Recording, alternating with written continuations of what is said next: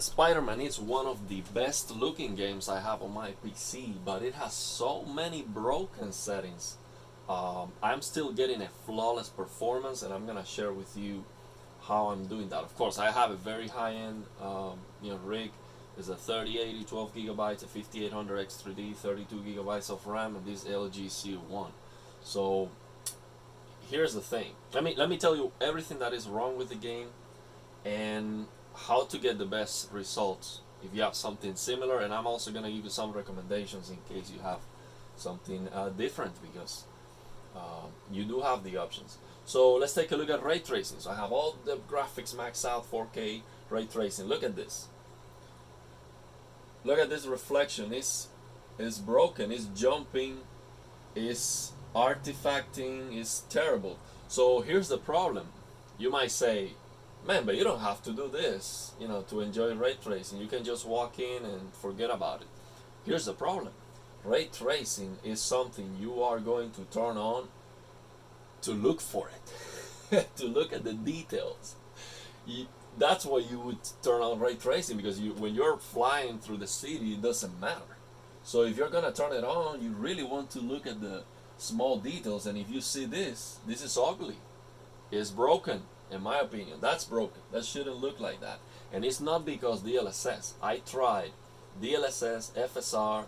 I tried the anti-aliasing from the developer, DLAA. No anti-aliasing at all. Is broken, no matter what. So for me, ray tracing on this game is off. It's not worth it. The performance you're getting, the performance hit you're getting is not worth it.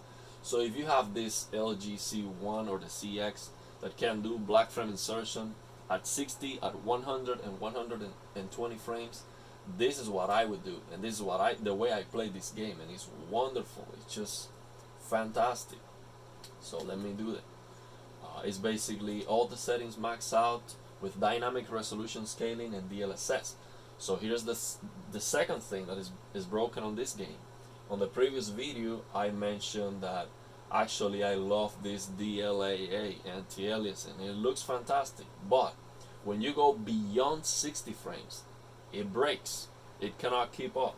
So it causes a weird artifact that is like it has to do with the motion vectors, and it's like a black thing. The screen kind of stutters, but the performance on the game is not stuttering at all. You see a rock solid frame rate, but still when you move the camera with that DLAA beyond 60, it just is broken. Right now it's broken. So I didn't notice that yesterday because I was just starting to play the game, but playing it further, I realized that was happening, and it's a shame because I did like a lot that DLAA. For the first time, it's the first game that supports that technology, and it is really great. So let's take a look at this now without ray tracing. Look at the screen space reflection. Is doing a much better job. This looks a lot better. It's cleaner. Like, you move that reflection, is completely clean. There's no artifact, and now we're getting 100 frames, rock solid, no matter where you are. I am yet to see a single drop. I am 100 frames. I've been playing the game for hours. It's rock solid. The frame time is just a line, flat line. Perfect performance, no matter what. So with black frame insertion, let me explain you this so you understand why this is such a big deal. And I'm gonna show you the settings on my TV to get that black frame insertion working.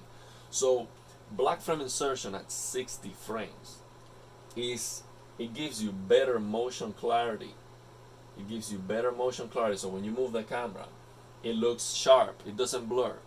At 60, it gives you better motion clarity than 120 frames. No black frame insertion, so sample and hold.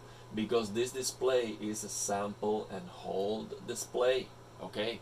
So imagine at 100, it's just amazing. So why not 120? Simple, the CPU drops to 107 frames in some demanding areas. It might be because of the draw distance, or it's just the CPU is not fast enough. And this is a 5800 X3D, one of the best CPUs for gaming right now. So 120 perfect. It might not be possible, but you can still use it. I was using it yesterday for hours, and I enjoyed that a lot. It's not dropping all the times, just in some instances, so it is usable. But these are the best settings in my opinion. DLSS with all the max out settings, and I'm only changing the ambient occlusion, which is another thing that's broken. The HBO Plus is broken. So it basically, the image becomes flat and the shadows are missing. So SSAO is the way to go here. And I am turning off the usual stuff. Depth of field, you can try it, I don't like it. Depth of field, I always turn off chromatic aberration, vignette, and of course motion blur, which is the last thing that we want. So yeah, so the other thing that's broken is basically on the distance there are some popping textures are popping in. So when you're looking at a building on the distance, sometimes the texture hasn't been loaded yet, and then it loads.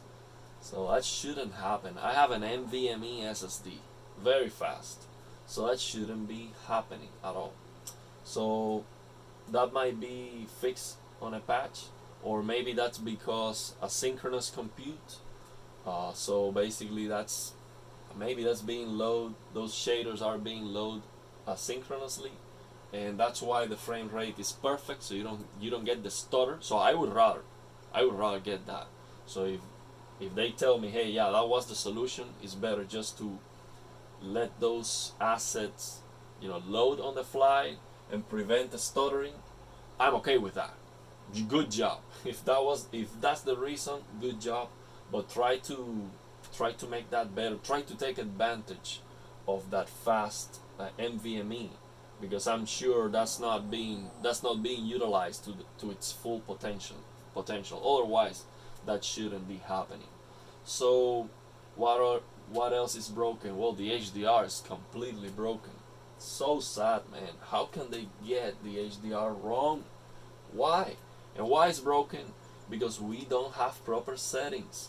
So basically, on Shadow of the Tomb Raider, which is the same developer, Nixius, they have the same thing, HDR on and off, and just an HDR max luminance. But at least they got the paper white, so the midtones brightness, they got it right. So on Shadow of the Tomb Raider HDR is good. It's not perfect, but it is good. But on this one, they messed it up. Like the midtones, when you turn on HDR, the midtones are over brightened. The image just looks bright everywhere, and it's broken. It's just not worth it. So let me show you, to end the video, let me show you the settings I'm using on the TV itself. So basically, I'm using Motion Pro here. So to use Motion Pro, again, I'm getting this question so many times. Boost mode needs to be off. Auto low latency, well, that's on the PS5, needs to be off. We're on PC right now. So VRR G-Sync needs to be off. What you can turn on the NVIDIA control panel is you can have NVIDIA ultra low latency, and it works wonderful. The input lag is great. There's no problem, and AMD has something similar for sure. So then for the settings on the TV to get the brightness necessary for that black frame insertion, we're gonna step here on select mode. HDR needs to be off on Windows, so this is over SDR. We click 111.3.111, and we're gonna come to this secret menu, and we're gonna change this EOTF to HLG. So what that is doing is basically changing the overall brightness of the image and basically giving you HDR over SDR, because that HLG is backwards compatible with SDR. That's why it works so great. So it is not perfect. I'm gonna talk about that. So you turn on dynamic tone mapping. That's what is gonna give you the brightness that you need. And then for the colors, which I'm gonna talk about that now, what I am using is native color gamut, color depth 50, saturation 50, warm 50. So this native color gamut is going to over saturate colors, because this is The game is on SDR, so SDR, the color space for SDR is Rec 709. So basically that native color gamut is remapping the colors to a bigger color space, which is DCI-P3, and that is going to cause overly saturated colors. But you can use auto detect and then increase the saturation to 65 or 70. I'm not a big fan of that. It's incorrect too. So this color gamut looks good. I am sure most people in the entire world, 99.9% of people, will see this even better than if it was accurate, and they will never notice there is any problems with these colors. They look fantastic. But the way to get the colors right on this HLG trick is based, because this is a trick. I shouldn't have to doing this, but the developers are doing a terrible job with HDR, so I have to use this all the time.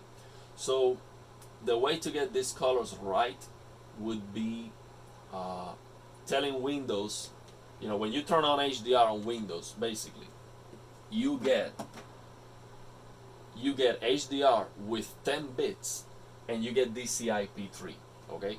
And how do I know that? Because when I go to this HDMI signaling override, okay, if I turn on HDR on Windows and I come here to this menu, I have the option to change the colorimetry to BT709. When I do that, I realize that the colors change completely. It's clear.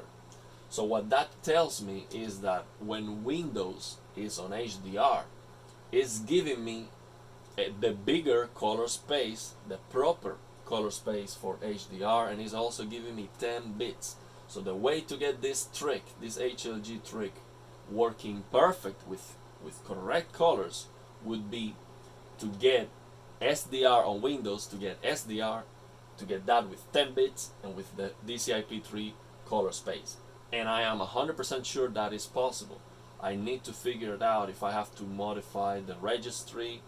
What is the trick that I need to do there to fix it? And I have a friend of mine that he is a programmer, he's an expert, he knows a lot, so he's probably gonna help me with that. If we need to design a program to get this figured out, we will. And of course, if I get him involved, well, let's see what happens. Let's see what happens. But I'm gonna figure this out, and I'm gonna let everyone knows. And if I figure this out, it's game over. We are gonna get great HDR on every single game with correct colors. It's not gonna be 100% accurate, below Delta 3 error or anything like that. We're playing video games, okay? This looks like a cartoon, okay? This has incorrect colors and nobody would notice because it's a video game, okay? Unless you're an expert. So it doesn't really matter. This recommendation I'm giving you is already amazing. It's stunning. But I am perfectionist, so I'm looking for perfection, and I'm going to get it.